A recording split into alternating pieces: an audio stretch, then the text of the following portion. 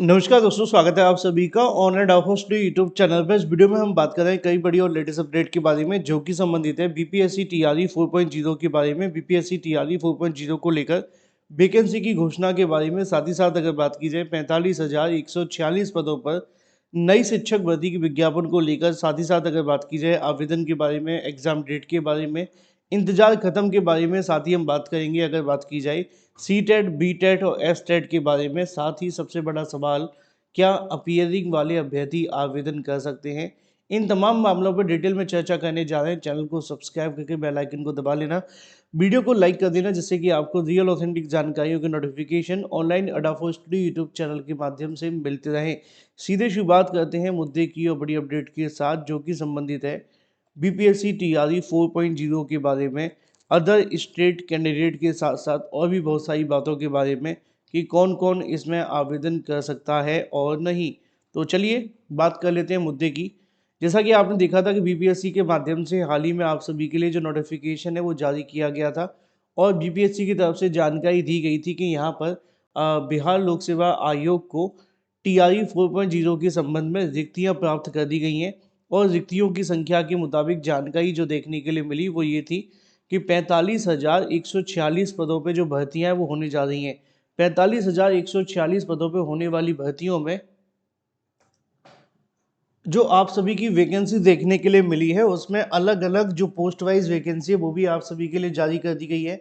और जो आपकी पोस्ट वाइज वैकेंसी देखने के लिए मिल रही है उसमें अगर बात की जाए 1 to 5 के बारे में, तो 10,768 पदों पर आपकी जो भर्ती है वो आयोजित की जा रही है। इसके अलावा 1 to 5 के अलावा 6 to 8 के भी अच्छे पद हैं। 8,563 जो पद हैं वो आपको देखने के लिए मिलते हैं 6 to 8 के अंदर। 9th और 10th के लिए जो प्रोसेस आप सभी के लिए उसमें 9,083 पदों पे भर्ती होने जा रही है। तो 1 to 5 में 10,778, इसके अलावा 6 to 8 में 8,563 और 9th और 10th में 9,083 पद हैं। अगर सबसे ज़्यादा पद किसी में है तो वो है 11th और 12th के अंदर 16,000 के आसपास। कुछ लोगों को लगेगा कि पदों की संख्या और ज़्यादा होनी चाहिए थी, क्योंकि अब तक जो टीआरई हमें देखने के लिए मिली थी सबसे पहली 2 लाख पदों पर निकाली गई थी, दूसरी में पदों की संख्या आधी रह गई, लेकिन अब जो पदों की संख्या वो कम हो रही है। तो देखो, ये तो सच है कि जितनी ज़्यादा फ्रीक्वेंटली भर्तियों को आयोजित किया जाएगा, जितनी ज़्यादा लगातार परीक्षाएं करवाई जाएंगी, तो निश्चित तौर पे कहीं ना कहीं जो भर्तियों में जितनी जल्दी जल्दी प्रोसेस आप सभी के सामने निकलेगा, क्योंकि अभी 2-3 साल के अंदर कई वैकेंसीज आ गई हैं, तो इसकी वजह से पदों की संख्या तो कम होगी। यही वजह है कि इस बार की वैकेंसी में पदों की संख्या और कम हो गई है। अब आप इसे कैसे भी समझ सकते हैं, लेकिन मेरा तो मानना यही है कि 1 to 5 के लिए 10,000 से ज़्यादा पद होना ये आपके लिए एक पॉजिटिव साइन है। 6 to 8 के लिए भी तकरीबन 8,500 पद होना, 9th और 10th के लिए 9,000 पद हैं। तो अप्रोक्सीमेटली अगर देखा जाए तो 8,000 पद किसी वैकेंसी के लिए कम नहीं होते हैं, ठीक है। तो यहाँ पर तो 8,563 मिनिमम पद हैं कम से कम। इससे ज़्यादा हर पद के लिए हैं, चाहे वो 9th और 10th में हो तो या 1 to 5 में।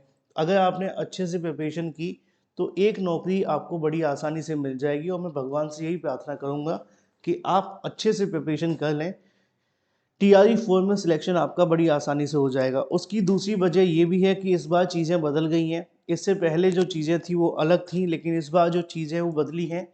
अगर बात की जाए बीपीएससी टीआरई के अंदर, तो आप जानते हैं कि अन्य राज्य के जो उम्मीदवार हैं वो बीपीएससी टीआरई 4 के लिए आवेदन तो कर सकते हैं। बस शर्त आपको थोड़ी समझनी होगी कि आपके पास भारत की नागरिकता होनी चाहिए। दूसरा, गैर बिहार के उम्मीदवार होंगे उनके लिए 15.6% का कोटा जो उनको कहीं ना कहीं उनके अंतर्गत माना जाता है, और आरक्षण का लाभ उनको नहीं मिलेगा। उन्हें निर्धारित योग्यताएं पूरी करनी होंगी। उनके पास वैध जो सीटेट प्रमाण पत्र है वो होना चाहिए। तो ये सारी की सारी चीज़ें रहेंगी।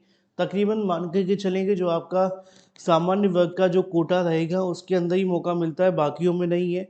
तो ये आपको थोड़ा समझने की आवश्यकता है, क्योंकि आप चाहे किसी भी राज्य से आते हैं, अदर राज्य के लिए आपको कहीं पर भी रिजर्वेशन नहीं दिया जाता है, तो इसमें भी नहीं मिलेगा, इस बात में कोई संशय नहीं है। अब सवाल ये देखने के लिए मिल रहा था कि इस वैकेंसी को लेकर जो आपकी परीक्षा है वो कब तक देखने के लिए मिलेगी। तो इसके बारे में जो जानकारी निकल कर सामने आ रही है बीपीएससी के माध्यम से टीआरई 4.0 के बारे में, कि बीपीएससी टीआरई 4.0 की जो परीक्षा है उसके संबंध में बिहार लोक सेवा आयोग ने डिसीजन लिया है कि इस परीक्षा को मई महीने में कराए जाने की तैयारी की जा रही है। अब मई महीना बेहद दिलचस्प है क्योंकि बड़ी गर्मी देखने के लिए मिलती है, लेकिन मई महीने में इस परीक्षा को आयोजित करने पर विचार इसलिए भी किया जा रहा है जिससे कि कहीं न कहीं इसी साल के अंतर्गत आते-आते लास्ट में इस भर्ती को कंप्लीट कर दिया जाए।